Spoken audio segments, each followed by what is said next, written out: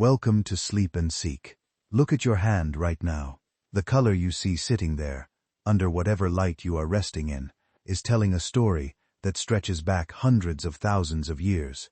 It is a story written not in ink or stone, but in the cells of your skin, in tiny structures called melanocytes that your body inherited from ancestors who walked across continents you will never see, under skies lit by a sun that was trying, in its indifferent way, to both protect them and destroy them at the same time. Every shade of human skin that has ever existed, from the deepest brown to the palest ivory, from the warm gold of equatorial coastlines to the cool rose of northern winters, is the result of the same ancient negotiation between your body and the light of the sun. Tonight, slowly, we are going to follow that negotiation from the very beginning. Get comfortable. There is no rush. We have all the time in the world, and the story we are about to tell took tens of thousands of years to unfold. To understand how some humans came to have lighter skin, you first have to understand something that most people have never thought about. You have to understand that all of us, every single human being alive on Earth today, no matter what shade they are, descended from people who had dark skin. Not sort of dark, not medium brown, deeply, richly, permanently dark, in the way that your skin might darken after a long summer, but far more so, a darkness built into the body from birth rather than acquired through exposure. This was not a coincidence, and it was not random.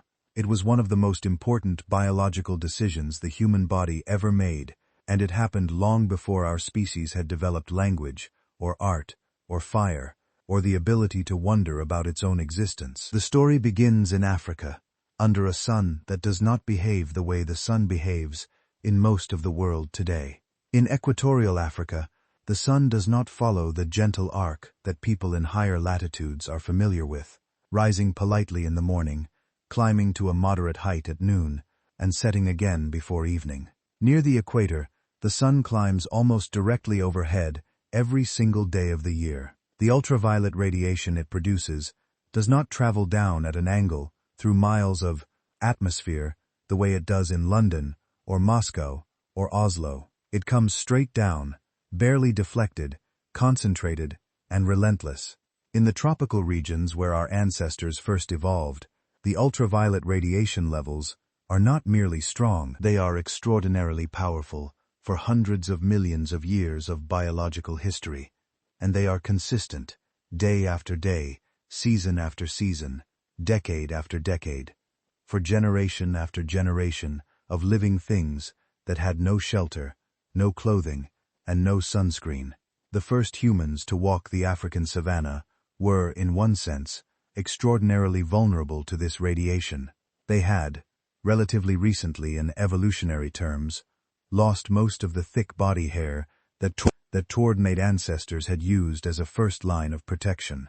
Sometime around 2 million years ago, possibly earlier, the ancestors of modern humans began shedding their fur. The reasons for this are still debated among scientists, but the most widely accepted explanation involves temperature regulation. Our ancestors were increasingly active during the hottest parts of the day, running long distances to track prey on the open plains, and a body covered in thick hair overheats quickly when it runs.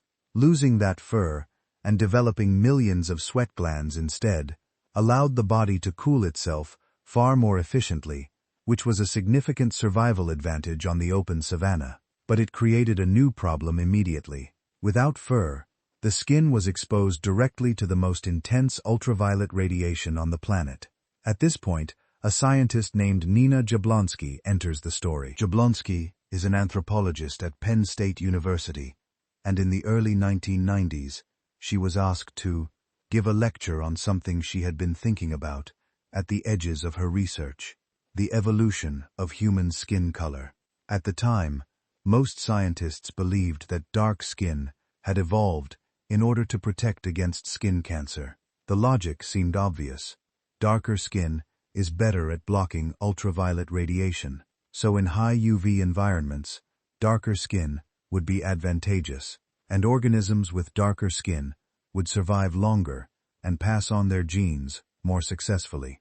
This seemed like a clean and satisfying explanation. Jablonski began to study it more carefully, and she found a significant problem. Skin cancer, she realized, almost always develops late in life, well after the age when most humans in our evolutionary past would have already finished reproducing and raising children to a self-sufficient age. From a purely evolutionary standpoint, what happens to your body at age 50 or 60 matters very little. Evolution does not care about individuals. It cares about reproduction, about whether your genes make it into the next generation. A mutation that caused skin cancer at 60 would not be strongly selected against by evolution, because by 60, you had already done the work that mattered to your genes. Protecting against skin cancer could not be the primary reason humans evolved dark skin. There had to be something else. Jablonski found her answer in a 1978 paper by two American medical researchers that had gone largely unnoticed in the scientific literature. The paper documented something unexpected, that strong sunlight, and specifically the ultraviolet radiation in strong sunlight, could destroy folate in the bloodstream. Folate is a B vitamin, one of those quiet, unspectacular nutrients that you see listed on nutrition labels without giving them much thought. But Jablonski, as she dug into the biochemistry, realized that folate is not quiet or unspectacular at all. It is absolutely essential to human life in ways that are not immediately obvious. Folate plays a critical role in the synthesis and repair of DNA. Every time a cell in your body divides, it needs folate to do it correctly. Without sufficient folate, cell division becomes error-prone, and errors in cell division lead to cascading problems that range from anemia to developmental defects. Most critically, folate is essential for the development of the neural tube in an embryo, the structure that becomes the brain and spinal cord, in the first 4 weeks of pregnancy. This is so important that many countries now fortify their flour and bread with folic acid, the synthetic form of folate, specifically to prevent neural tube defects like spina bifida and anencephaly in newborns. We are, as a society, using technology to compensate for a problem that evolution solved a different way hundreds of thousands of years ago. Here is what Jablonski understood. If sunlight destroys folate, and folate is essential for the development of healthy embryos and for the production of viable sperm, then a creature living under intense ultraviolet radiation with no protection for its skin would see its folate levels constantly depleted by exposure to sunlight. This would damage reproductive success directly. Women with chronically low folate levels would be more likely to miscarry or to give birth to children with severe neurological defects. Men with low folate levels would have reduced sperm quality and lower fertility. In a world where survival is already precarious, any genetic mutation that provided better protection against folate destruction would immediately translate into having more healthy children who survived. And more healthy children who survived meant more copies of your genes in the next generation. Dark skin, Jablonski proposed, evolved primarily to protect folate, the melanin in dark skin, that rich brown pigment that gives dark skin its color, acts as a physical filter for ultraviolet radiation. It sits in the outer layers of the skin and absorbs UV rays before they can penetrate deeply, enough to reach the blood vessels where folate circulates. Dark skin in a high UV environment is not merely an aesthetic feature. It is a shield, built by natural selection, designed to keep the most important raw material of reproduction safe from destruction by sunlight. In the late 1990s, Jablonski and her husband and research collaborator George Chaplin put this theory to a rigorous test. They obtained a set of NASA satellite data that had mapped the intensity of ultraviolet radiation at every point on the surface of the Earth throughout the year. Then they compared that data against every recorded measurement of natural human skin color from indigenous populations around the globe, people whose ancestors had lived in the same geographic region for long enough that natural selection would have had time to adjust their skin tone to their local UV environment. When they overlaid the two maps, the correlation was, in Jablonski's own words, overwhelming. Skin color was darkest, where surface UV radiation was strongest, and lightest, where UV radiation was weak.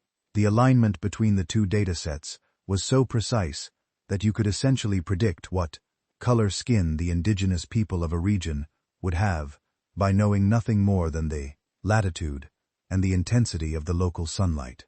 Jablonski called the result a beautiful sepia rainbow. The diversity of human skin color, she concluded, is not arbitrary, and it is not decorative. It is the visible record of thousands of generations of natural selection, responding to the specific UV environment of each region on Earth. The color of your skin, in the deepest evolutionary sense, is a map of where your ancestors lived. So dark skin came first, and it was essential.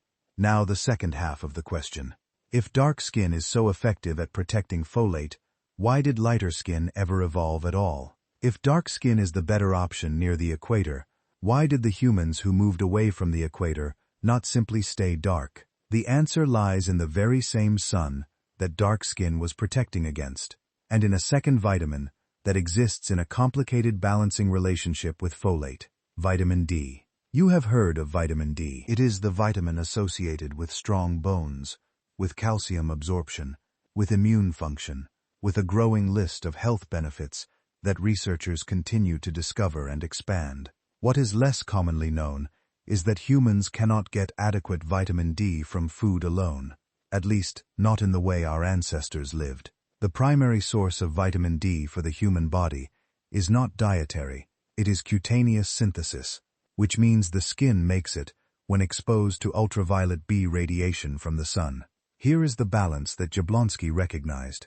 Dark skin, which is extremely good at blocking ultraviolet radiation in order to protect folate, is also, as a direct consequence of blocking that same radiation, less efficient at generating vitamin D. In the tropics, this does not matter.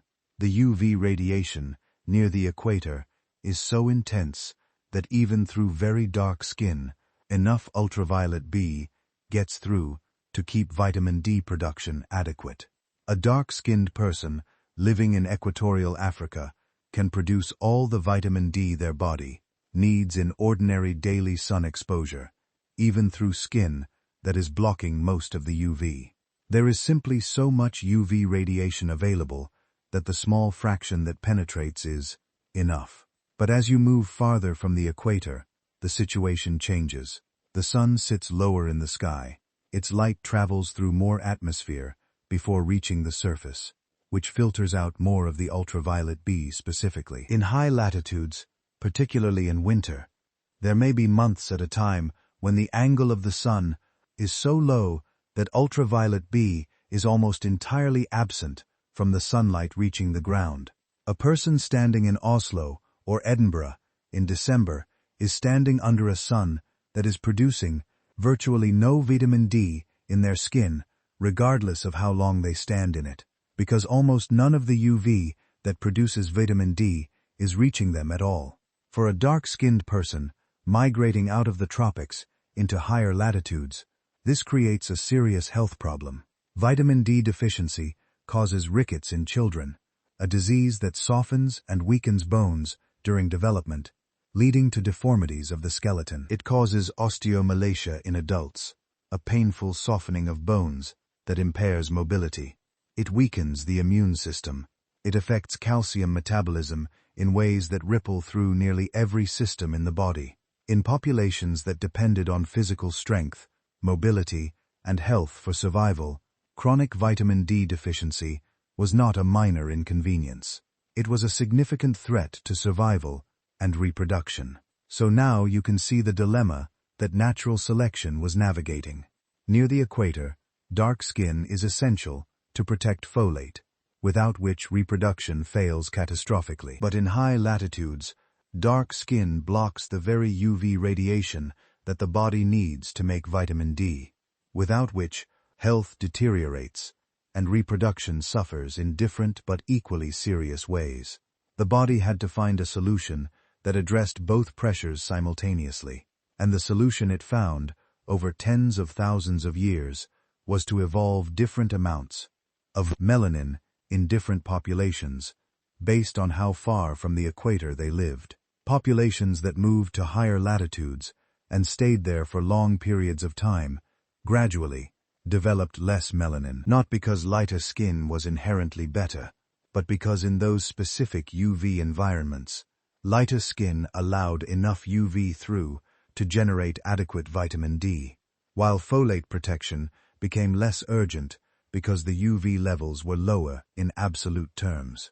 The individuals in those populations who happened to carry genetic mutations that produced somewhat less melanin survived slightly better on average, had slightly healthier children, and passed on those mutations at slightly higher rates. Over many generations, those mutations accumulated. The average skin tone of the population shifted. Lighter skin was not designed. It was selected for by the same blind, patient process that had selected for dark skin near the equator, working from the same underlying principle. Whatever skin tone, best balanced folate, protection against vitamin D synthesis in that specific environment, was the tone that would tend to be passed on most successfully. This is a fundamentally different way of thinking about skin color than most people have encountered. Skin color is not a fixed racial characteristic. It is not an expression of fundamental human difference.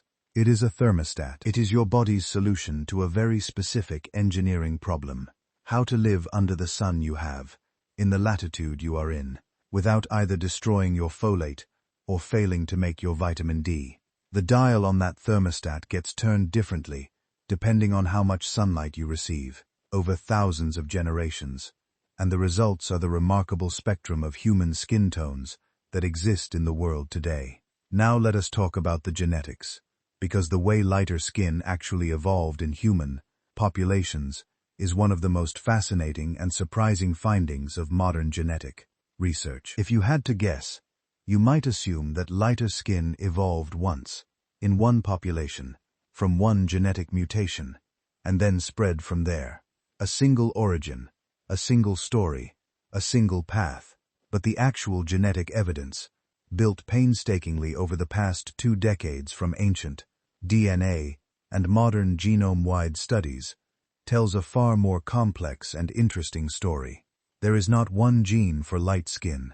There are many, and different populations around the world have lighter skin because of different combinations of different mutations in different genes, many of which they arrived at independently of each other, through separate evolutionary paths, on separate continents, in separate time periods. This phenomenon, where different populations evolve similar traits through different genetic mechanisms, is called convergent evolution, and the evolution of lighter skin is one of the most dramatic examples of it in the entire human genome.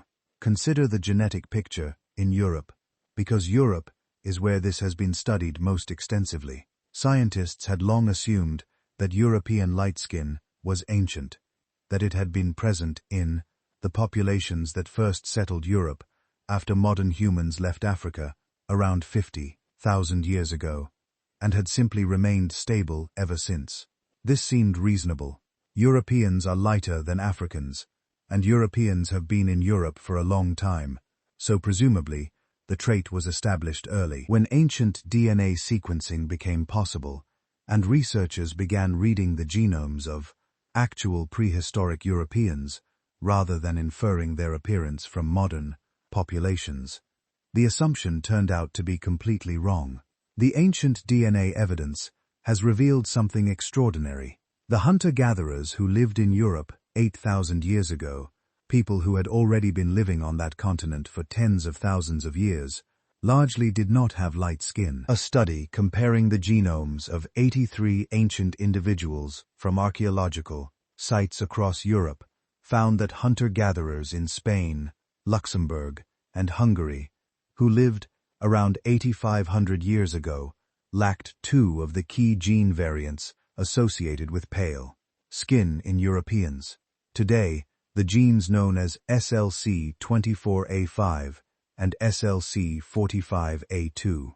Genetically, in terms of the specific mutations that produce lighter skin in modern Europeans, those ancient hunter-gatherers were closer to modern Africans than to modern Europeans, at least at those specific locations in the genome. This is a striking finding. People had been living in Europe for thousands of years, under the lower UV conditions of a northern latitude, and yet their skin was still carrying darker pigmentation inherited from their distant African ancestors. What changed?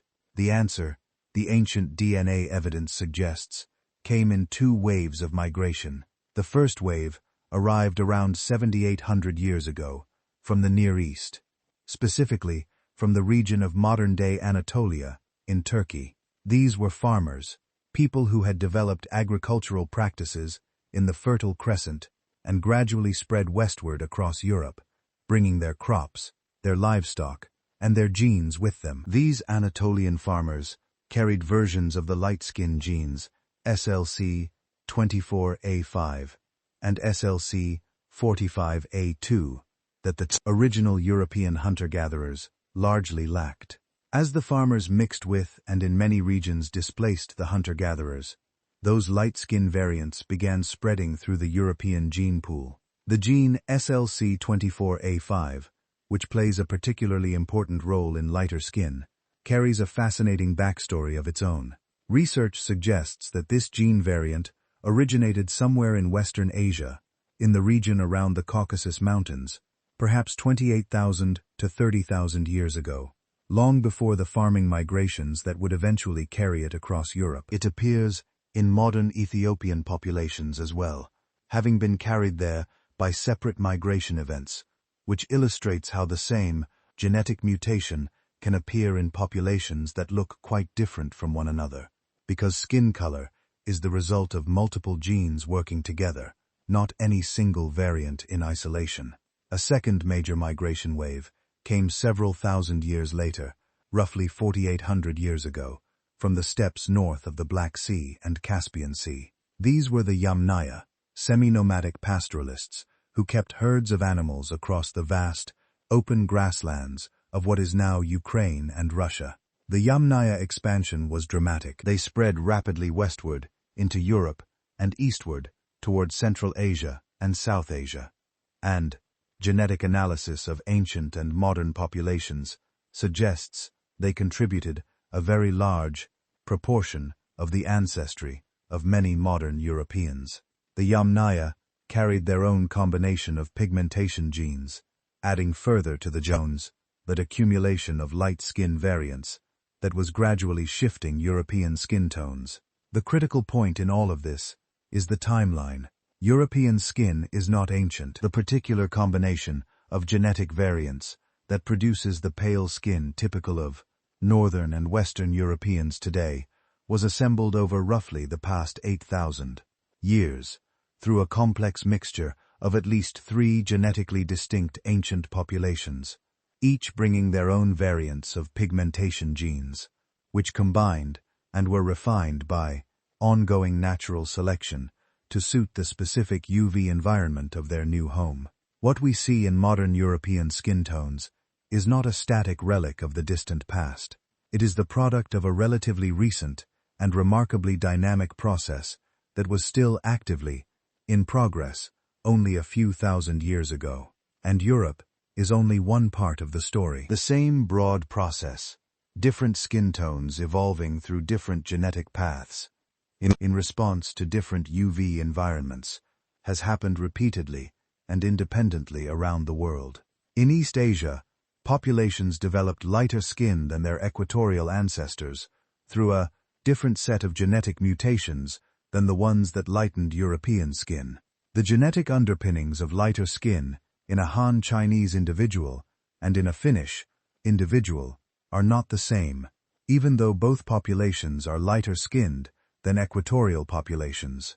Natural selection, working on different gene pools in different parts of the world, arrived at similar outcomes through different routes. This is worth pausing on because it fundamentally undermines the intuition that different human skin tones reflect deep and ancient biological divisions between human groups. The genetic evidence shows the opposite. Light skin is not an ancient feature of any non-African population. It is relatively recent, and it evolved multiple times independently, which means it is a surface adaptation, a response to local UV conditions, sitting on top of a genetic foundation that all humans share. The deeper you go into the human genome, past the handful of genes that regulate melanin production, the more similar all human populations become. Skin color variation, which is so visible and which has been made to carry so much social meaning, rests on a remarkably thin genetic layer. Now let us return to the biology of melanin itself, because understanding what melanin actually does helps make sense of the whole story in a way that pure genetics cannot. Melanin is not a single substance. It is a family of related pigments produced by specialized cells called melanocytes that sit inside the deepest layer of your skin. All humans have roughly the same number of melanocytes. The differences in skin color between individuals and populations are not primarily about how many melanocyte cells you have. They are about how active those cells are and how much melanin they produce. There are two main types of melanin relevant to skin color. The first is eumelanin, which is the dark brown to black pigment that gives darker skin its color, and that is the primary source of UV protection. The second is pheomelanin, which is a yellow to red pigment that is more common in lighter skin and red hair and provides much less UV protection than eumelanin. When scientists talk about the loss of pigmentation in populations that move to higher latitudes, what they are really describing is a shift in the ratio of eumelanin to pheomelanin and a reduction in the total output of the melanocyte cells, producing less melanin overall and distributing it differently through the layers of skin. The melanocyte itself is a remarkable cell. When it detects ultraviolet radiation hitting the skin, it responds by producing more melanin and distributing it outward to the surrounding skin cells, which is why human skin tans after sun exposure. The melanocytes are essentially surveillance cells, detecting UV damage and mounting a chemical defense in response. In darker-skinned individuals, the baseline production of melanin is much higher, so the protective layer is present even without prior sun exposure, which is why dark skin does not burn as readily as light skin under strong UV, and why the tan response in lighter skin is an emergency reaction, the body rapidly trying to increase protection in the face of more UV than it has prepared for. The distribution of melanin matters as well. In darker skin, the melanin granules are larger and distributed more evenly and densely through the outer skin layers, forming a continuous protective canopy above the deeper layers of skin and the blood vessels below. In lighter skin, the melanin granules tend to be smaller and clumped together rather than spread evenly, which makes the protective canopy thinner and less continuous. Ultraviolet radiation passes through the gaps more easily, reaching deeper into the skin, where it encounters the blood vessels and the folate circulating within them. This is precisely the mechanism that makes dark skin so effective at protecting folate, and precisely the mechanism that lighter skin is less able to perform in high UV environments. It is worth thinking, for a moment, about what this means for humans in the modern world, because the story of skin color evolution does not end with prehistoric migrations.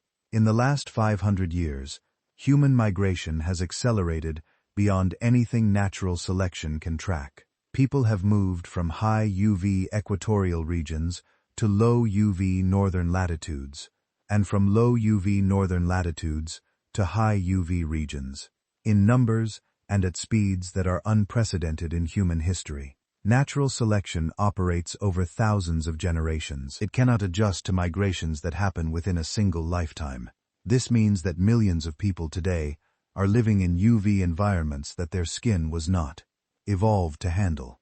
Dark-skinned people living in Northern Europe or Northern North America, regions with long winters and low UV, are often chronically deficient in vitamin D because their skin, beautifully adapted for equatorial Africa, is blocking too much of the limited UV available. Their melanin, which is doing exactly what it evolved to do, is preventing them from generating the vitamin D they need in their new environment. Conversely, very light-skinned people living in high UV environments like Australia or the southern United States are at significantly elevated risk of skin cancer because their melanin, evolved for the weak UV of northern Europe, is not sufficient to protect against the intense radiation of lower latitudes. Nina Jablonski has described this situation as a mismatch between evolutionary heritage and lived environment, and she has pointed out that understanding this mismatch has real, practical implications for health.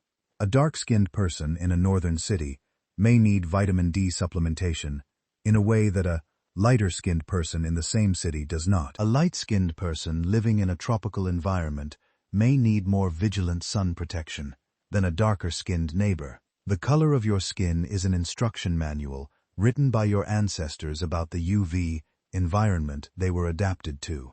And reading that manual correctly, understanding what it means for your specific health in your specific current location, requires understanding the evolutionary logic behind it. There is one more piece of this story that is worth telling before we let it settle into the quiet of the night, and it involves what happens to skin color when people are not simply migrating, but are mixing with populations already in a place. One of the most interesting puzzles in the study of human pigmentation involves indigenous populations in the Americas. When modern humans first crossed into the Americas from Northeast Asia, somewhere between 15,000 and 20,000 years ago, or perhaps even earlier, they were entering a continent that extends from the high Arctic in the north all the way to nearly the tip of South America, near Antarctica in the south, covering an enormous range of latitudes and UV environments. You might expect, therefore, that after 15,000 or more years of inhabiting every latitude from the tropics to the subarctic, indigenous American populations would show a very wide range of skin tones, similar to the range seen across the populations of Africa, Europe, and Asia combined. But this is not quite what researchers have found. Indigenous American populations show a narrower range of skin tones than you would predict from their UV environments alone. Populations living at equatorial latitudes in the Amazon basin tend to be somewhat lighter-skinned than equatorial populations in Africa. Populations at northern latitudes tend to be somewhat darker-skinned than equatorial latitude predictions would suggest for the time they have spent there. There are various explanations proposed for this, including the possibility that indigenous American populations have not been in the Americas long enough for natural selection to fully adjust their skin tones to the latitude they currently occupy, and the possibility that their diet, traditionally very rich in marine foods and other vitamin D sources in many regions, may have partially compensated for lower vitamin D synthesis, reducing the selective pressure for lighter skin. The diet point is particularly interesting because it illustrates that skin tone and UV radiation are not the only variables in this story.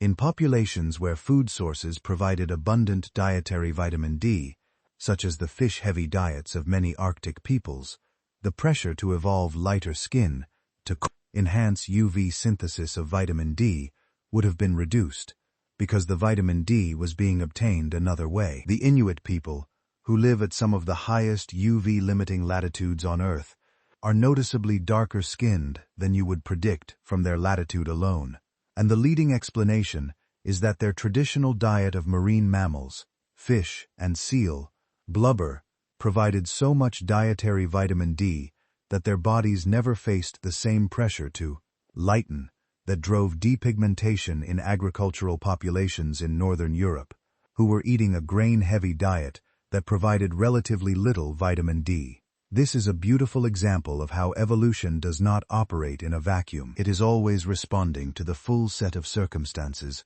facing an organism, including what it eats, where it lives, what diseases it faces, and countless other factors.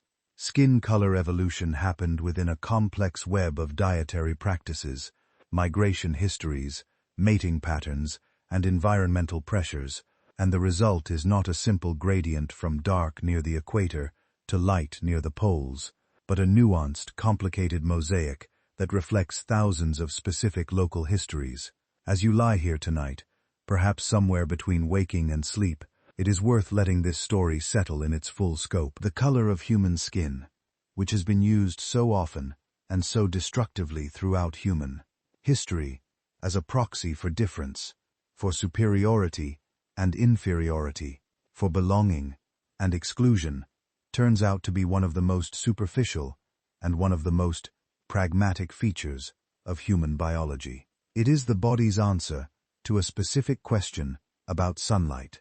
It is an instruction passed down, not through culture or history or society, but through cells, through melanocytes, producing more or less of a brown pigment in response to the specific UV environment your ancestors occupied. It is a biological thermostat, adjusted by thousands of years of natural selection to suit a very specific set of circumstances that have, in the past few centuries, begun to shift faster than biology can keep up with. The sepia rainbow that Nina Jablonski described, the full spectrum of human skin tones arranged from darkest near the equator to lightest near the poles, is not a map of human difference. It is a map of human adaptation, of the remarkable flexibility of a single species to occupy almost every environment on the planet and adjust, over time, to the specific demands of each one. The genes that produced the first dark skin,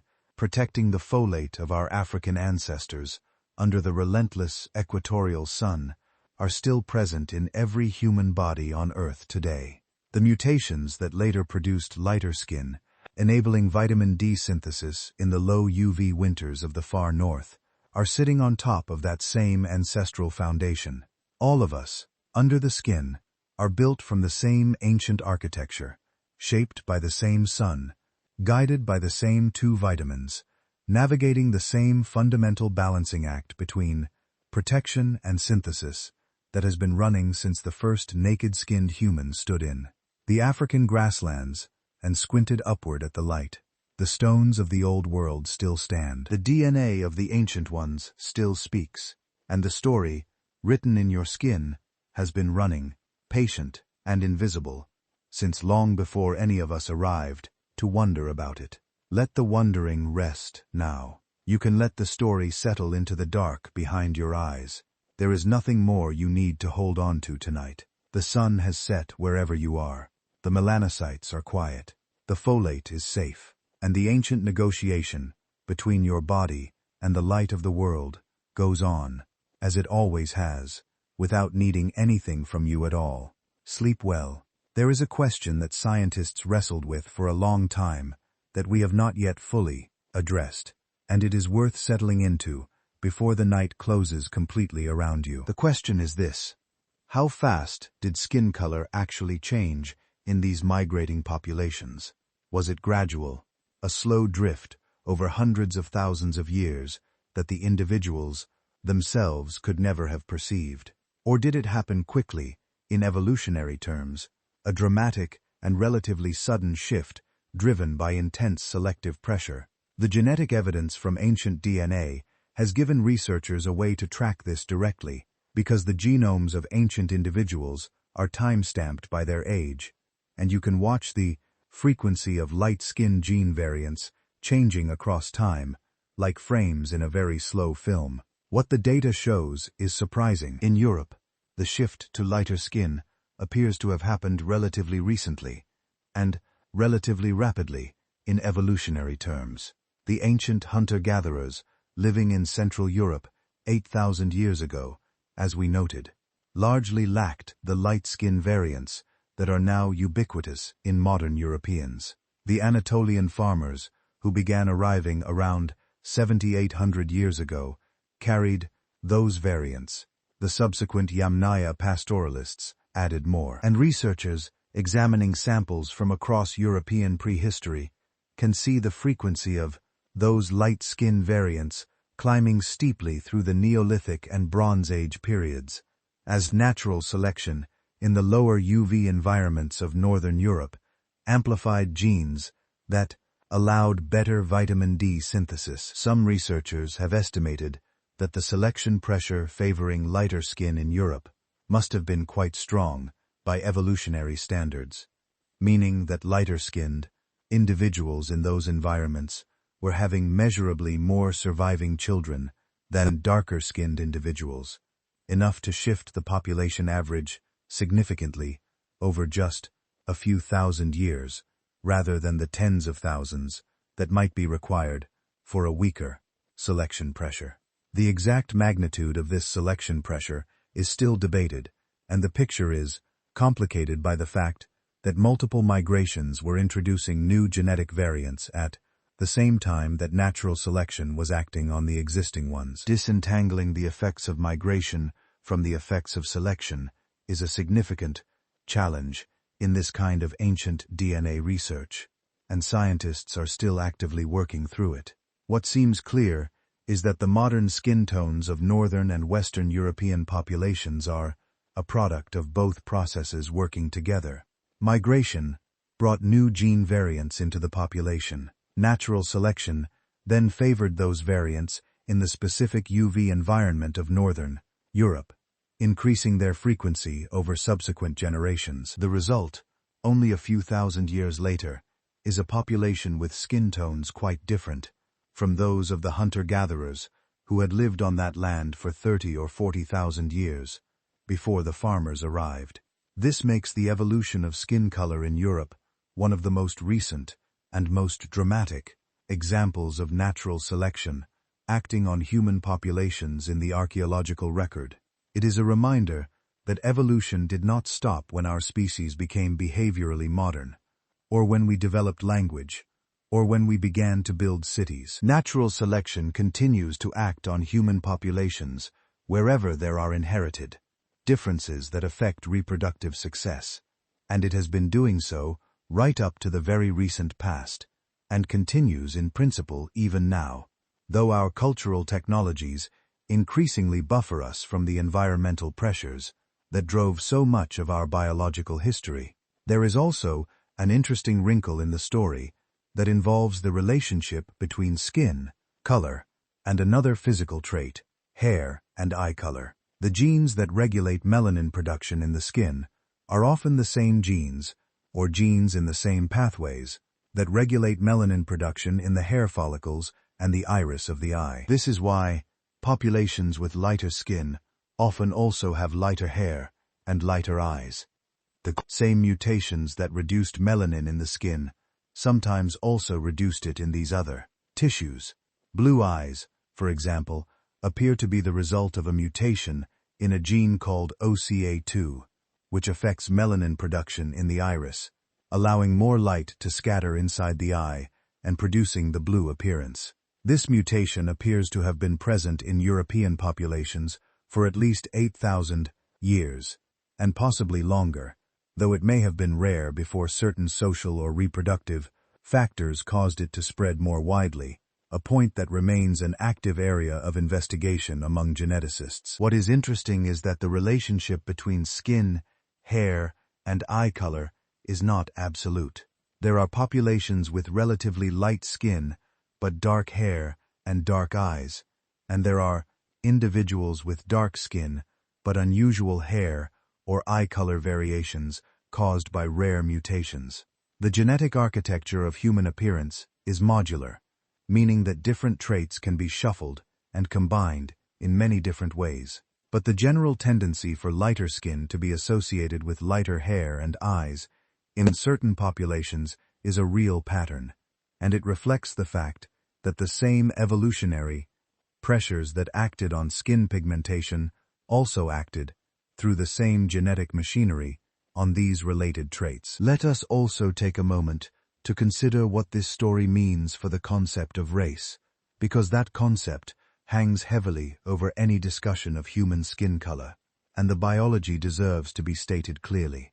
The genetic evidence accumulated over the past 2 decades has been unambiguous on a point that might seem counterintuitive given how much social weight skin color carries.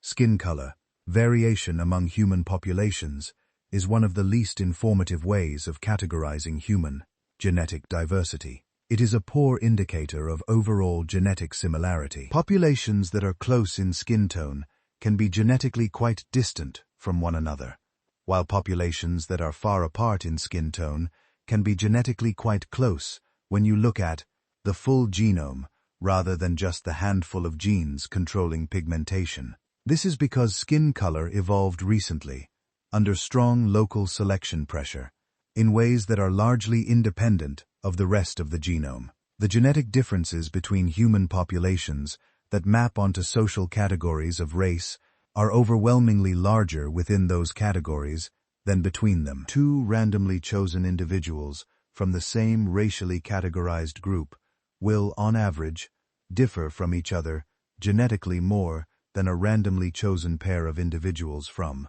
different racial categories differs from itself. The biological variation that exists between human populations is real, but it is distributed across the genome in patterns that do not align neatly with skin color, and the social categories we have built around skin color are a very poor approximation of that underlying biological variation. Nina Jablonski has spent much of her career not only studying the science of skin color, but also trying to communicate its implications. She has argued that understanding skin color as a biological thermostat, rather than as a marker of fundamental human difference, is not merely an academic exercise. It has consequences for how we understand ourselves and each other. The same UV adaptive logic that shaped every shade of human skin applies equally to every population on Earth. There is no skin color that is more evolved, more advanced, or more natural than any other. Each is precisely adapted to a specific UV environment, and each carries the same biological logic. Protect the folate when the sun is intense, and let enough UV through to make vitamin D when the sun is weak. The scale on the thermostat is simply set differently. There is a particular detail from Jablonski's research that has stayed with me and that I want to share with you now. As the night deepens and the story begins to wind toward its quiet close. In a study conducted in South Africa, Jablonski and her colleagues tested healthy young people from two ethnic groups, the Xhosa and the Cape mixed populations, both of whom have darker skin than is typical for the region's indigenous Khoisan people. The darker skin of these groups, Jablonski suggested, is an indication that their ancestors migrated into the region relatively recently, and that their skin tones had not yet fully adjusted to the local UV conditions through selection. In winter, when UV levels in that part of South Africa drop and people spend more time indoors, the researchers found that the darker-skinned subjects showed significant vitamin D deficiency.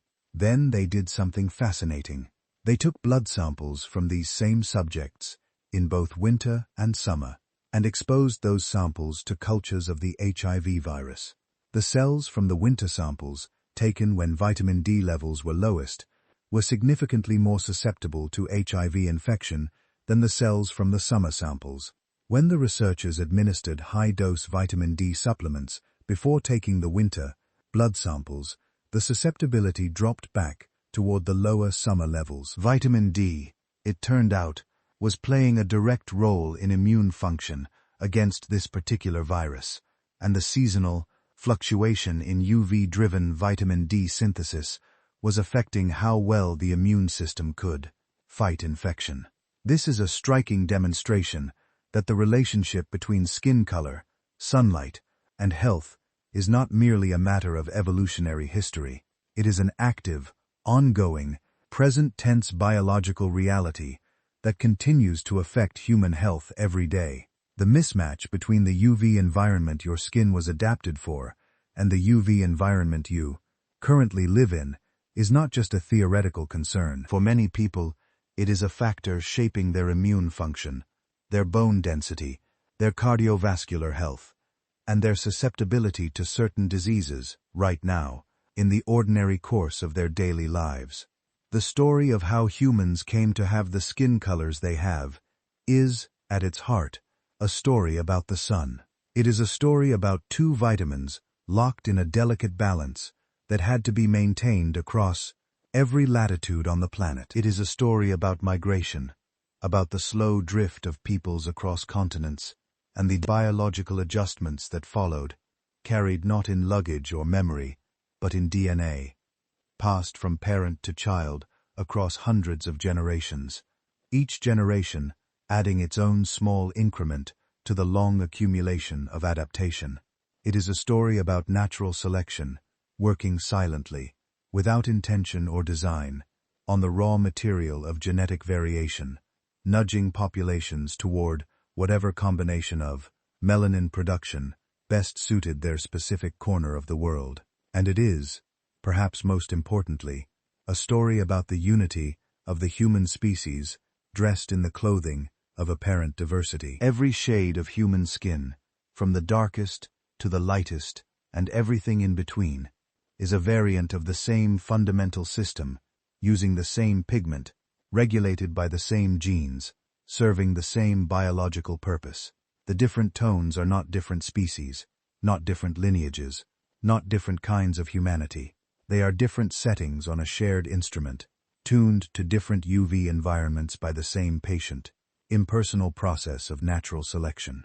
Under the skin, in the genes that govern everything except melanin production, all humans are remarkably, profoundly similar. Let that thought be the last one you carry tonight, as sleep comes. The ancient negotiations that shaped the color of your skin were completed long before you were born, by people who would not recognize you, living in landscapes that may not exist anymore, navigating a world without the tools, the language, or the knowledge to understand what was happening in their own cells. They did not know they were selecting for lighter skin or darker skin. They simply lived, and loved, and raised their children as well as they could, and passed on what they had. And what you have, looking at your hand now in the fading light, is the result of all of that.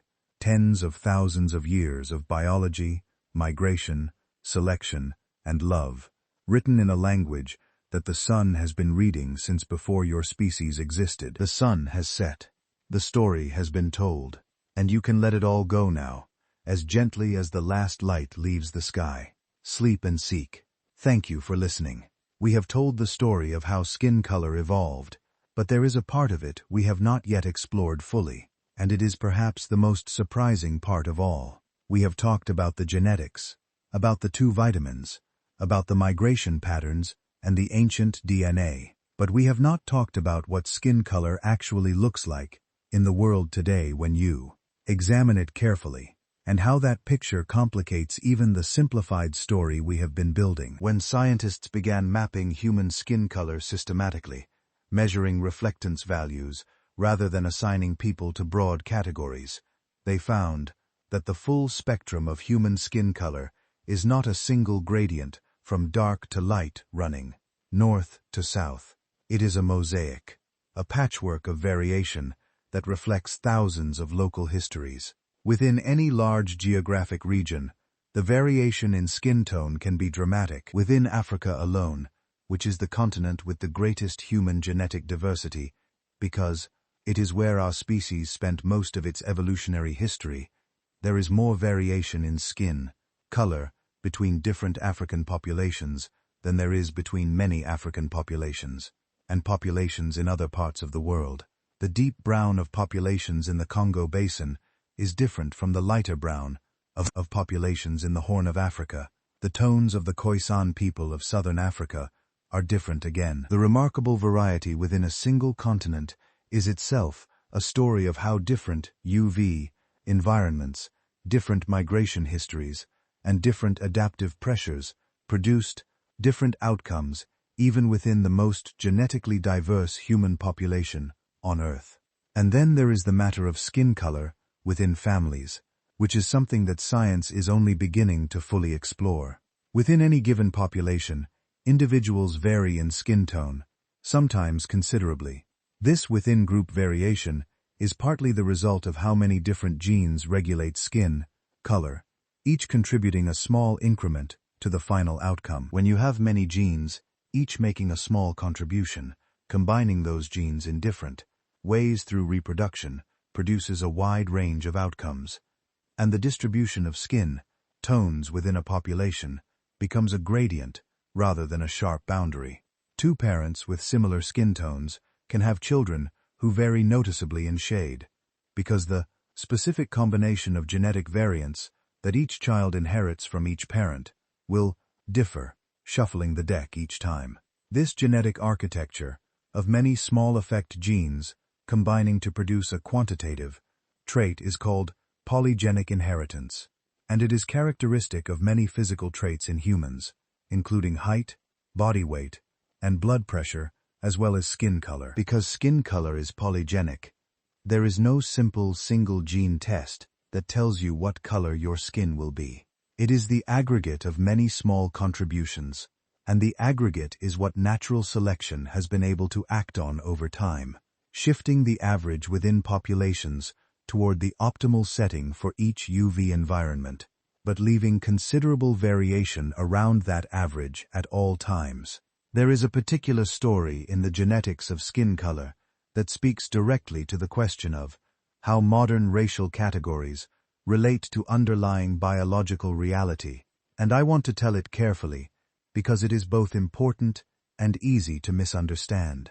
Geneticists studying skin pigmentation have found that the genes controlling skin color can be roughly divided into two groups: those that affect the overall level of melanin production, which are primarily responsible for the variation between very dark and very light skin, and those that affect the specific type of melanin produced and how it is distributed, which account for some of the finer variation in tone and undertone that people observe within broad skin color categories. The genes in the first group, the ones that control overall melanin levels, show strong geographic patterns because they have been under strong natural selection for thousands of years in different UV environments.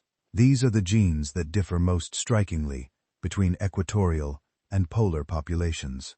The genes in the second group, which produce subtler variations, show weaker geographic patterns and more within-population variation because the selection pressure on them has been less intense. The practical implication of this division is that two people with similar overall melanin levels, which puts them in the same rough skin color category visually, can have quite different combinations of the finer scale genes, producing different undertones and different responses to sun exposure, while two people who look quite different in overall skin tone might actually share many of the same fine-scale genetic variants, their difference being primarily the result of the major melanin-level genes. This complexity is one reason why the simple categories we use socially to describe skin color do not map cleanly onto the underlying genetic reality. The social categories were developed by observation without knowledge of genetics, and they carved up a continuous spectrum of variation into a small number of discrete boxes. The boxes are useful for certain social and historical purposes, but they are a very poor approximation of the actual biological landscape, which is continuous, multidimensional, and the product of many different genes interacting with different environments over different time periods. No genetic test sorts people into racial categories, because those categories were not built from genetics in the first place.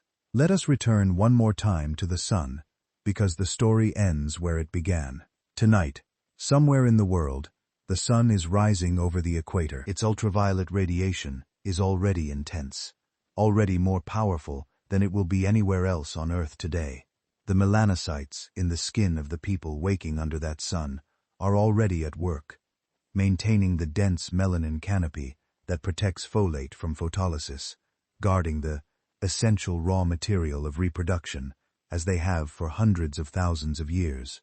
In a few hours, the sun will have moved, and somewhere in the far north, it will be rising low over the horizon, its ultraviolet B largely scattered by the deep angle of atmosphere it must penetrate, barely strong enough to trigger vitamin D synthesis even in pale skin. The melanocytes there are quieter, producing less melanin, allowing more of the precious and limited UV to reach deeper and do its work. These two situations, the equatorial noon and the northern morning, are the poles of the problem that shaped the entire spectrum of human skin color and they are still playing out right now, as they have every day since the first naked-skinned hominins stepped into the African grasslands and made themselves vulnerable to the light. The solution that evolution found, the sepia rainbow of human skin tones calibrated across 250,000 years of migration and selection, is all around us,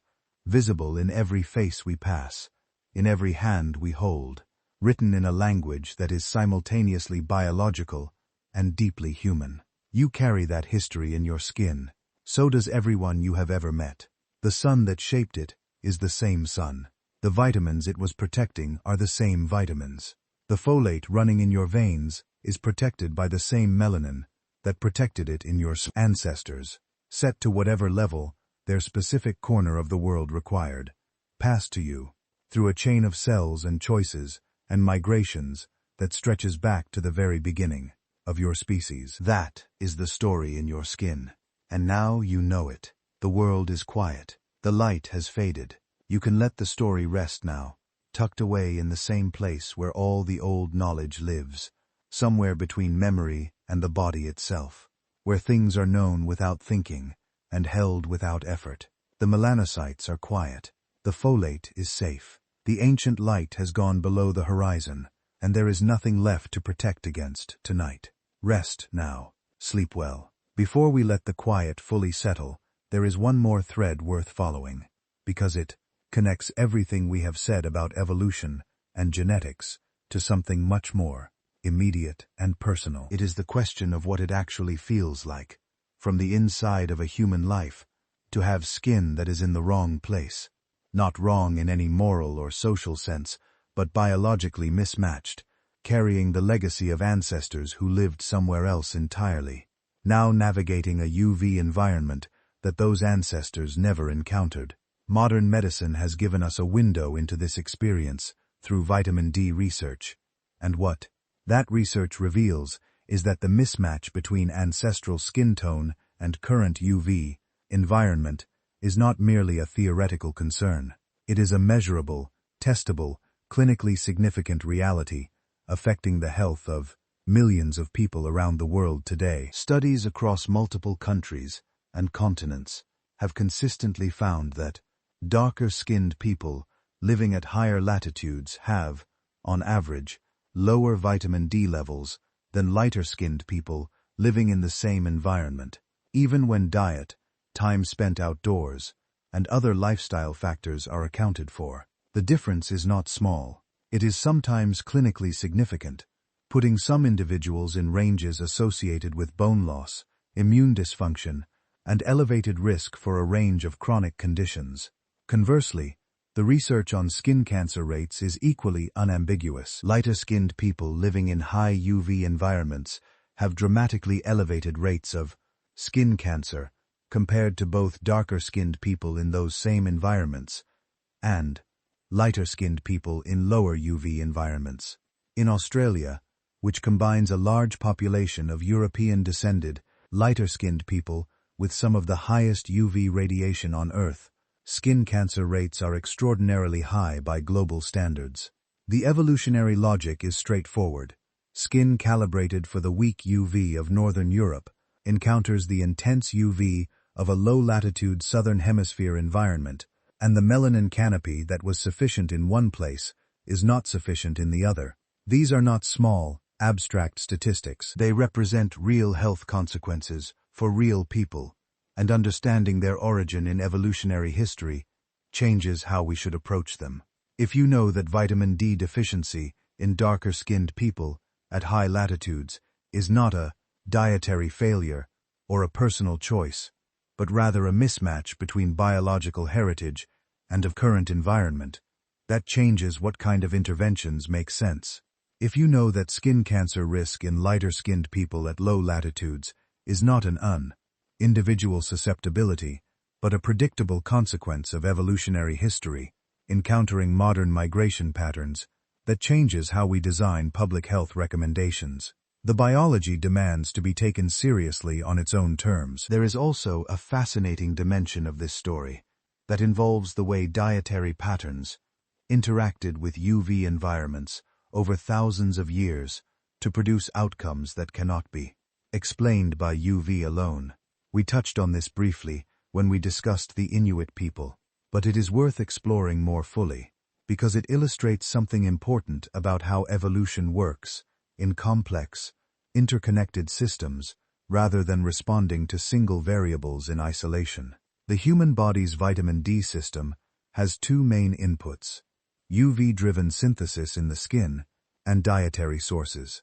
In most environments, the UV source is dominant, because dietary vitamin D is relatively rare in unfortified traditional foods. The exceptions are foods like fatty fish, seal liver, whale blubber, and certain egg yolks, all of which are rich in vitamin D in ways that most terrestrial plant and animal foods are not. Populations whose traditional diets included large quantities of these foods had, in effect, an alternative vitamin D supply that partially compensated for reduced UV-driven synthesis.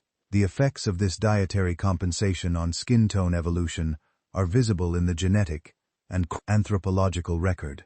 Arctic and subarctic populations who relied heavily on marine mammals for food, like the Inuit, Yupik, and other circumpolar groups, maintained darker skin tones than would be predicted purely from their latitude and UV environment. The dietary vitamin D supply was providing what the skin was not, which reduced the selective pressure for lighter skin, which meant that mutations for lighter skin were not being as strongly favored, which meant those populations remained somewhat darker than comparable latitude populations in Europe or interior Asia, whose diets were less rich in dietary vitamin D. This is a beautiful and subtle example of how a cultural and behavioral practice, the choice of what to eat, can interact with biology to shape the course of evolution. The Inuit did not choose to eat marine mammals because they knew it would affect their skin tone. Evolution. They ate marine mammals because marine mammals were the most abundant and nutritious food available in their environment. But the vitamin D in that food, accumulated over generations, shifted the selection pressure on skin tone genes in ways that are still visible in the genetic data today.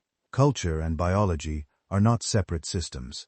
They interact continuously, and the history of human skin color is as much a history of what humans ate and where they chose to live as it is a history of genes and sunlight. We should also speak, before the night closes, about the hair. Hair color is, as we mentioned earlier, partly controlled by the same biological machinery as skin color, and its evolutionary story parallels the skin story in interesting ways. The evolution of very dark, eumelanin-rich hair in tropical populations follows the same basic logic as dark skin. More melanin provides more protection against UV radiation, in this case, protecting the scalp and the hair follicles themselves from UV damage.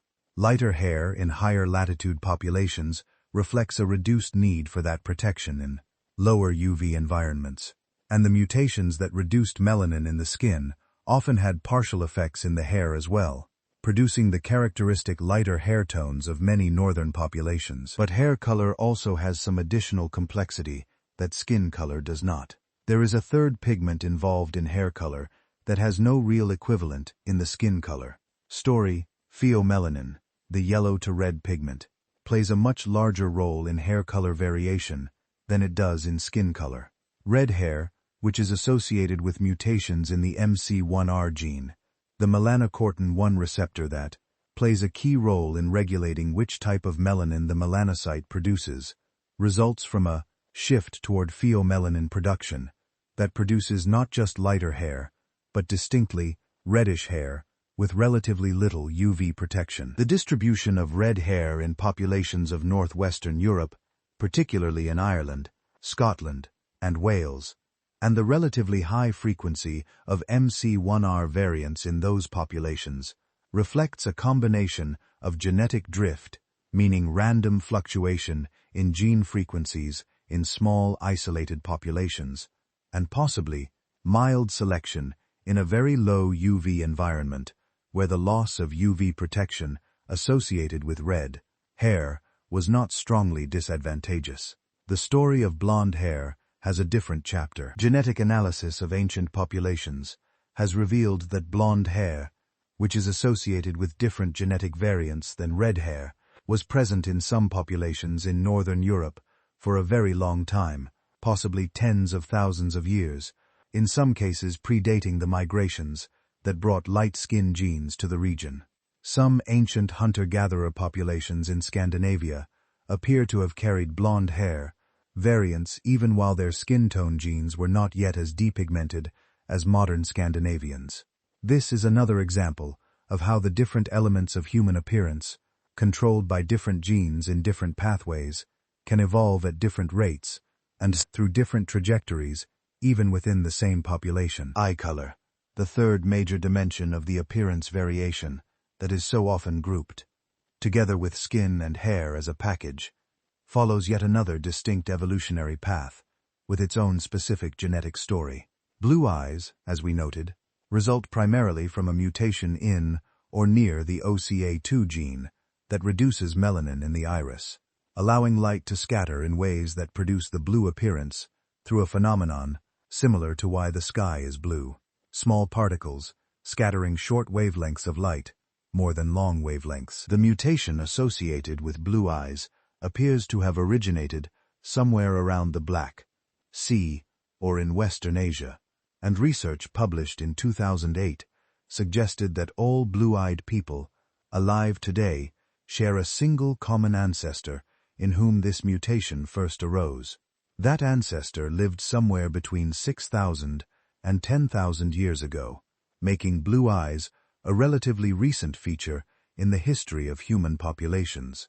What is interesting about eye color in the evolutionary context is that it is not obviously adaptive in the same direct way that skin color and hair color are. A lighter iris does not obviously help you make vitamin D or protect folate. The precise evolutionary reason, if any, that blue eyes spread through northern European populations after the initial mutation arose is not fully understood. Several hypotheses have been proposed, including sexual selection, the possibility that blue eyes were simply preferred as a mate choice in certain populations, and therefore spread faster than would be expected from natural selection for functional advantages, and various ideas about possible functional benefits that have not been conclusively demonstrated. The honest scientific answer is that we do not yet fully understand why blue eyes became common in European populations, and this is a reminder that even in a story with a relatively clean, mechanistic explanation like skin color, there are always edges where the science becomes less certain and the questions remain open. These open questions are not a weakness in the story. They are a feature of real science, which is always in the process of building a more accurate picture rather than arriving at a final answer. The broad outlines of human skin color evolution are now well established. Dark skin evolved in Africa to protect folate. Lighter skin evolved in higher latitudes to allow vitamin D synthesis. The specific genetic mechanisms differ between populations and in many cases evolved independently, and the modern distribution of skin tones reflects a complex interplay of migration, selection, diet, and time. Within those broad outlines, there is still much to learn, and every new ancient genome sequenced, every new association study published, every new field observation made adds another detail to a picture that was largely invisible to science just a few decades ago. What we now know that previous generations did not is that the question of skin color, which seemed so simple on the surface, so obvious, so self-evident, turns out to be extraordinarily deep. It reaches back to the origins of our genus, to the loss of fur on the African savanna, to the first human migrations across Asia and into Europe and the Americas. It connects vitamin biology to population genetics, to public health, to the history of food. It reveals that what looks like difference, what has been made to carry the enormous weight of social difference for centuries, is in reality a remarkably thin layer of variation sitting on top of a profound biological unity. The color is the surface. Beneath the surface, we are all built from the same ancient design. The stars are out now, if you have a window. the same stars that our ancestors navigated across continents, following the light of distant suns to new latitudes, new UV environments, new challenges that their bodies would slowly, generation by generation, begin to answer. And the body's answer, written in the color of your skin, in the melanocytes that are quiet now, in the folate that is safe, and the vitamin D that your body has stored against the dark, is one of the longest letters ever written. It took 100,000 years to compose. It was written by people who did not know they were writing it, and you carry it with you everywhere you go, in the cells of your skin, in the color that is yours, and no one else's, and also everyone's. The specific setting of a biological thermostat that has been adjusting itself to the light of the world since long before any of us arrived to see it. The night is full and quiet. Let everything you have heard settle where it belongs, somewhere below thinking, in the body itself, where the old knowledge lives without needing to be carried. Your melanocytes are at rest, the sun is elsewhere, the folate is safe, and the long story of how it came to be protected by your particular skin, in your particular place, has been told. Sleep now, gently. The light will come again when it comes, and the body will be ready. It always has been. There is still one part of this story that deserves its own quiet consideration, and it is not about genetics or vitamins or ancient migrations.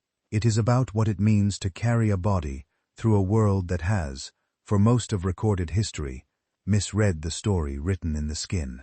We have established what the biology says, that skin color is a surface adaptation, a thermostat setting, a response to UV radiation calibrated over thousands of generations. But human history has often told a very different story, and the contrast between the biological reality and the social construction built on top of it is worth sitting with for a quaint, not to dwell on darkness, but to appreciate, more fully, what the science reveals.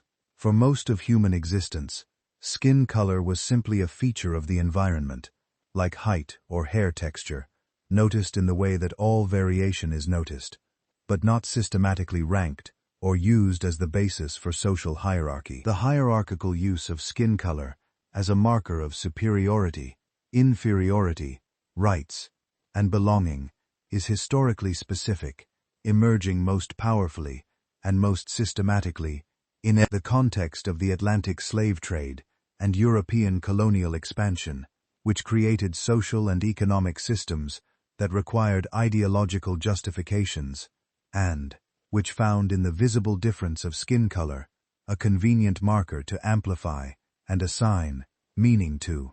This is not ancient, it is modern, and it was built on a foundation that the biology flatly does not support. What the biology says, stated as clearly as possible, is that there is no direction of progress in the evolution of skin color. Lighter skin is not more evolved, more advanced, or more recent, in any sense that implies improvement. Darker skin is not more primitive or more ancestral, in any sense that implies inferiority. Both are optimal solutions to specific UV environments. Both reflect the same underlying biological machinery, responding to the same fundamental constraints. The directionality that human societies have sometimes imposed on the spectrum of skin color, the idea that lighter is somehow more desirable or more advanced, has no basis whatsoever in the evolutionary biology. It is a social invention, and the science has nothing to offer it except a clear contradiction. Nina Jablonski has written about this directly, arguing that one of the most important contributions that the science of skin color evolution can make is precisely this: to offer a framework in which the diversity of human skin tones is understood as variation rather than hierarchy. Not different points on a ladder, but different settings on a dial, each perfectly calibrated for its purpose, each reflecting the same biological imperative expressed in a different UV context. The sepia rainbow, as she calls it, is not a ranking. It is a record of adaptation, a portrait of a species that has spread to every corner of the earth, and adjusted its biological interface with the sun accordingly. Understanding this deeply, understanding it, and not just accepting it intellectually, might be one of the more quietly revolutionary things that science can offer to human culture. We have been living with the social consequences of a misreading of skin color for centuries. The actual biology, the real story, written in the melanocytes and the folate and the ancient migrations, is something quite different, a story of unity, flexibility, and the remarkable adaptability of a single species to the full range of environments that this planet offers. The differences in skin color between human populations are real, measurable, and biologically significant in specific contexts, particularly for health in modern environments. But they do not carve humanity into separate kinds. They map the journey of a single kind of creature across the full arc of the sun. Let us go back one more time to the very beginning, because sometimes the best way to understand where we are is to trace the full path from where we started. Imagine yourself standing in equatorial Africa, somewhere in what is now Tanzania or Ethiopia, roughly 200,000 years ago. You are anatomically modern, meaning that a scientist from our time, looking at your bones, would classify you as Homo sapiens. But the world you inhabit is radically different from ours. There are no cities, no agriculture, no domesticated animals, no written language. You move in a small band of perhaps 20 or 30 people, following the seasonal patterns of the landscape, the fruiting of trees, the movement of animals, the presence of water. Your skin is dark, deeply dark, because your melanocytes are producing the maximum amount of melanin that your genetics allows, in response to the most powerful ultraviolet radiation on the planet, pouring down on you every day without compromise. You do not know why your skin is dark. You have no concept of UV radiation, no understanding of folate or vitamin D, no knowledge of melanocytes or genetics. You simply are the color you are, and so is everyone around you, and it has always been this way. But invisible to your awareness, at the molecular level, your dark skin is doing something essential every day. It is intercepting ultraviolet radiation before it can reach the blood vessels near your skin's surface and destroy the folate that is flowing through them. And that folate is what is allowing your body to divide its cells correctly, to repair its DNA when it gets damaged, and to grow healthy embryos when children are conceived. Your skin is, without your knowledge or intention, one of the most important biological systems keeping your lineage alive. Now imagine that 5,000 years pass, and then another 5,000, and another. Your descendants spread, not dramatically, not all at once, but in the way that populations spread before agriculture, following game and gathering plants, finding new valleys and new coastlines, pushing, generation by generation, into territory that is slightly different from the territory before. And as they push north, out of the tropics and into the subtropics, and eventually into the temperate zones, something begins to change, slowly, imperceptibly, generation by generation.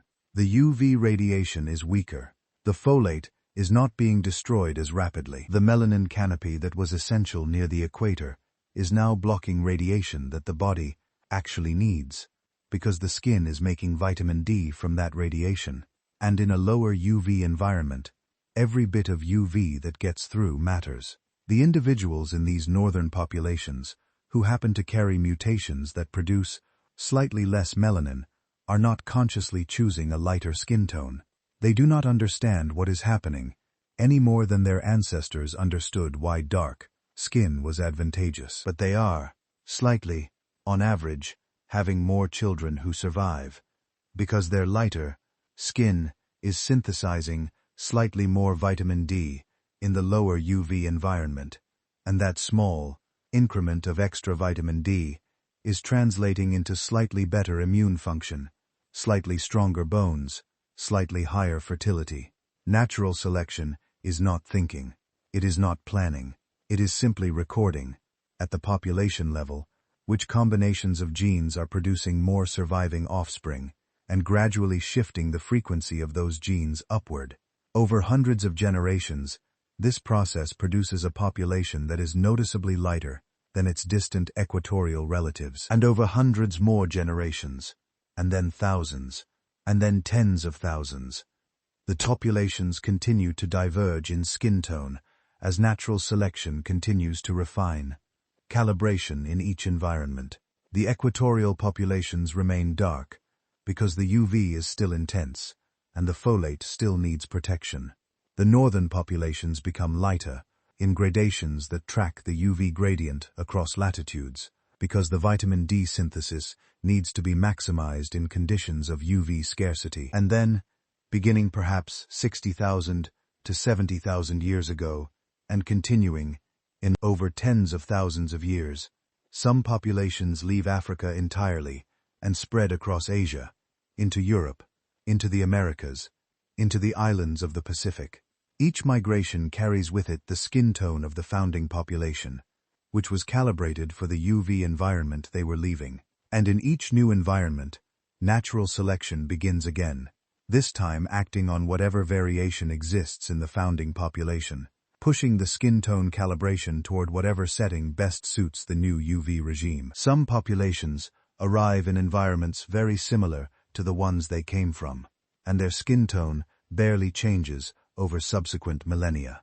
Others arrive in environments dramatically different from their origins, and the selection pressure is intense, and the skin tones shift relatively rapidly, in evolutionary terms, over just a few thousand years. The result, after all of this, after all those migrations, and all that selection, and all those generations of people living and loving and bearing children under skies of different intensities, is the full diversity of human skin color that exists in the world today. It is not a simple gradient.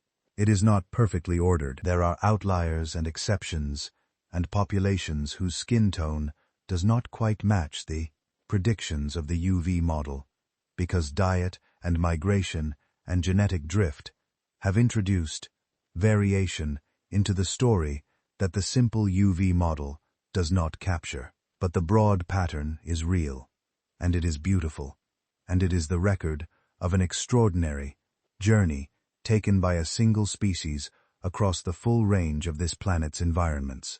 When Nina Jablonski first published her comprehensive theory of skin color evolution in 2000, she ended with the observation that what she calls this beautiful sepia rainbow evolved as a response to human migration, local UV regimes, and the body's need for vitamin D. She expressed the hope that understanding this would give people an appreciation that their bodies are the products of evolution, and that this evolution has implications for health. She was thinking, primarily, about the health implications of skin tone mismatches in the modern world. But there is a broader implication as well. Understanding that the diversity of human skin color is a record of migration and adaptation, not a hierarchy, and not a division into kinds, is a small but genuine contribution to the project of understanding what we actually are. A single species, extraordinarily diverse in some surface features, profoundly unified in our underlying biology, adapted to nearly every environment on Earth, and carrying in our cells the entire history of the journey that brought us here. That history is in your skin right now. It is in the melanocytes that are quiet in the dark of this room. It is in the folate that your dark or light or middle-toned skin has spent your entire life protecting, without your awareness or your instruction, simply because that is what skin does. And it is in the fact that you are here at all, the product of thousands of generations of ancestors who survived, who found enough UV or avoided too much UV, who ate the foods that kept them healthy in the specific latitude they occupied, who passed on their genes and their stories, and, without knowing it, the precise setting of a biological thermostat that now lives in you and will someday, perhaps, be passed on to someone else, carrying the story one more generation forward.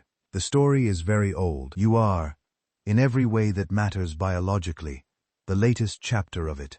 And tonight, in the dark, with your skin resting and the sun elsewhere, You are also a small moment of peace in a very long story. A pause between one day and the next, between one generation and the generations to come. The melanocytes are quiet, the folate is safe, the ancient negotiations have produced you, and they are satisfied with the result. Sleep now, the story will continue in the morning.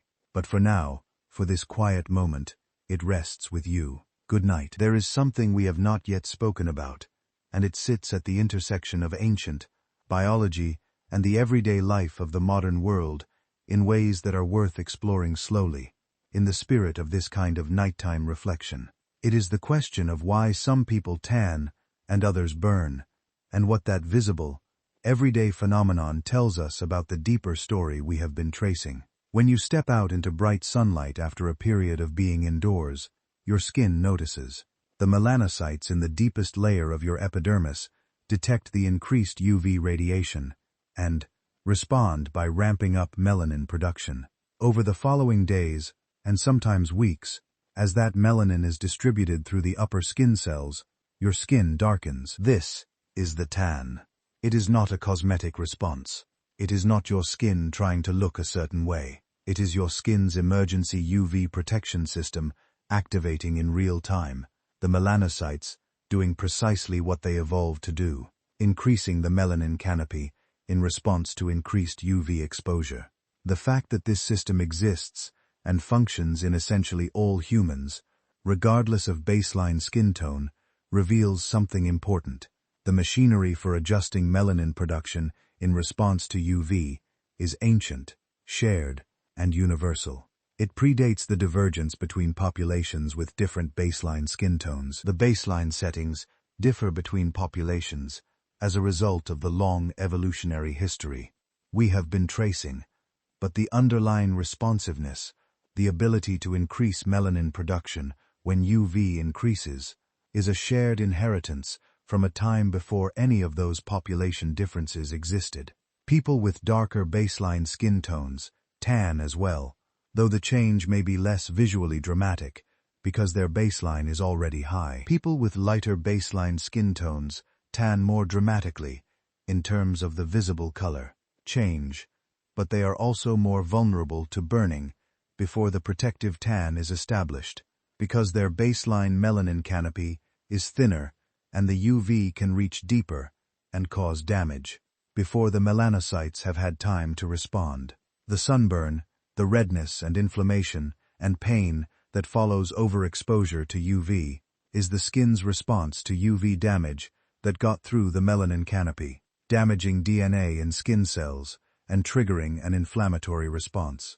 It is, in a very real sense, the skin communicating that the protection was insufficient. In very fair-skinned people, particularly those with certain MC1R variants associated with red hair and very light skin, the tanning response itself is impaired.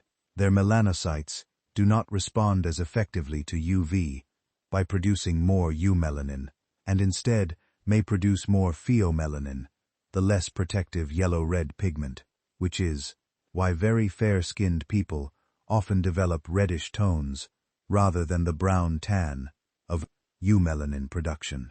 This impaired tanning response means that very fair-skinned people in high UV environments cannot compensate for their low baseline protection by tanning effectively, which is a significant factor in their elevated skin cancer risk in those environments. The tanning system also tells us something about the timescale on which the body can respond to UV exposure versus the timescale on which evolution acts.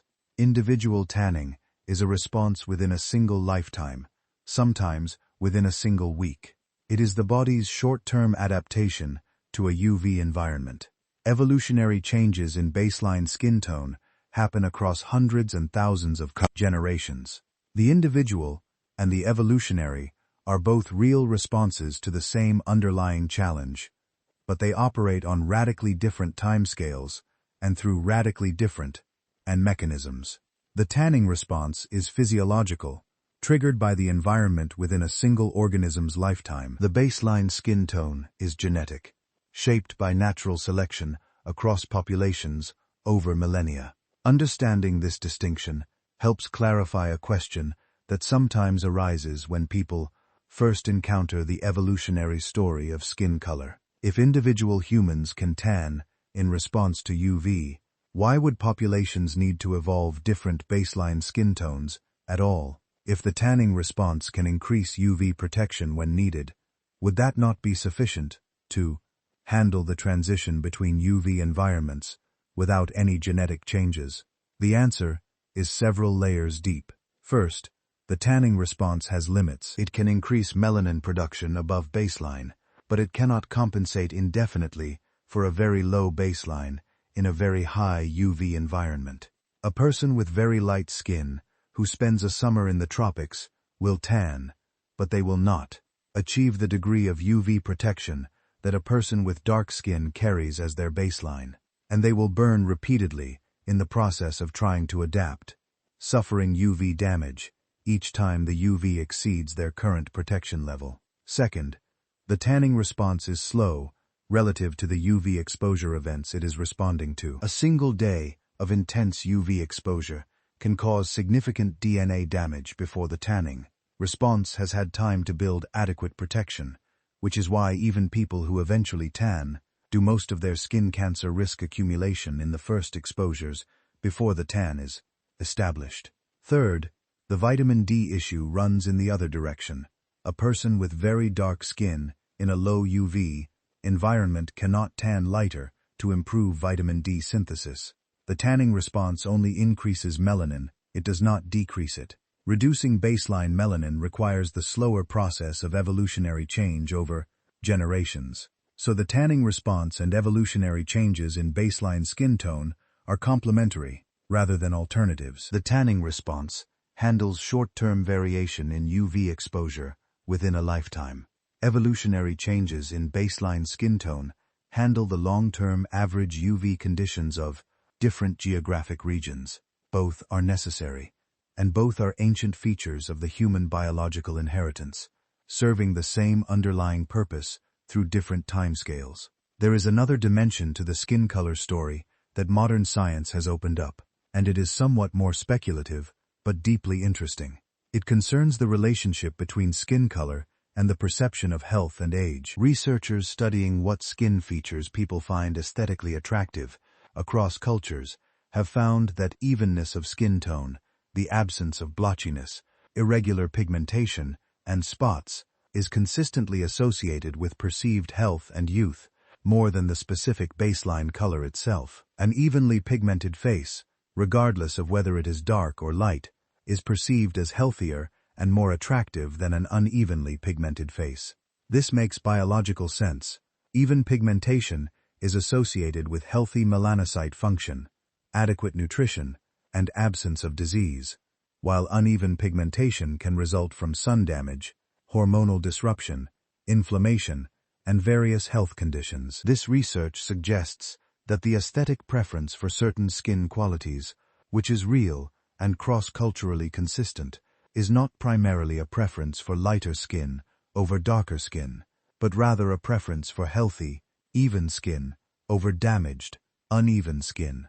The conflation of these two things, the preference for even healthy skin and the social prejudice around skin color, has sometimes muddied the waters in discussions of both beauty standards and the evolutionary biology of attraction. But they are distinct phenomena, and the biology supports a preference for healthy skin quality rather than any particular point on the light to dark spectrum. As you rest now, in this quiet space between the day just ended and the day to come, think about what you carry. In the outer layers of your skin, melanocytes are resting. They have been producing melanin at whatever rate your genetics determines, quietly, without your awareness, since before you were born. The specific rate they have settled on reflects the UV environment your ancestors occupied for the thousands of years during which natural selection was refining that setting. It reflects migrations you will never know about, landscapes that no longer exist, people whose names were never written down, choosing to live, love, and have children in specific places under specific skies.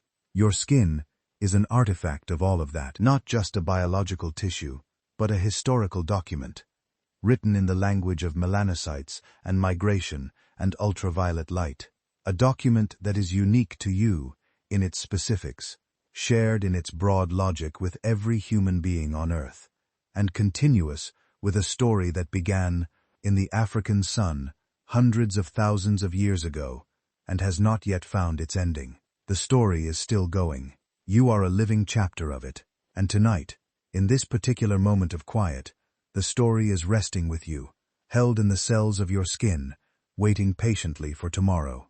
Sleep now. The story will be there when you wake. The sun will rise again, wherever you are, and the melanocytes will stir, and the ancient negotiation between your body and the light will continue, as it always has, in the beautiful, unnoticed, essential way that life continues, cell by cell, breath by breath, morning by morning. Sleep and seek. Thank you for spending this night with us.